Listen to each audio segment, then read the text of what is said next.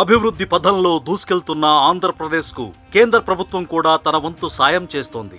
తాజాగా రాష్ట్రంలో 765 కోట్ల రూపాయల వ్యయంతో భారీ ఎలక్ట్రానిక్స్ పరిశ్రమను ఏర్పాటు చేయబోతుంది. కేంద్ర ప్రభుత్వం కొత్తగా తీసుకువచ్చిన ఎలక్ట్రానిక్స్ మ్యానుఫ్యాక్చరింగ్ కాంపోనెంట్ స్కీమ్ కింద సైర్మా స్ట్రాటజిక్ ఎలక్ట్రానిక్స్ ప్రైవేట్ లిమిటెడ్ అనే సంస్థ ఈ పెట్టుబడులు పెడుతోంది. రాయితీలన్నీ కేంద్ర ప్రభుత్వమే ఇస్తుంది. మల్టీలేయర్ ప్రింటెడ్ సర్క్యూట్ బోర్డు అంటే పీసీబీ పరిశ్రమను ఈ సంస్థ ఏర్పాటు చేసి 1000 ఉద్యోగాలు ఇవ్వనుంది.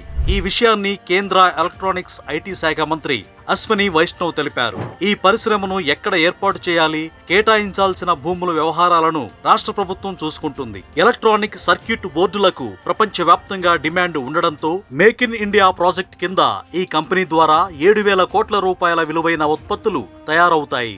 ఏపీతో పాటు తమిళనాడు, మధ్యప్రదేశ్ లో కూడా వేరే కంపెనీ ద్వారా యూనిట్లు ఏర్పాటు చేయిస్తున్నట్లు కేంద్ర మంత్రి వెల్లడించారు.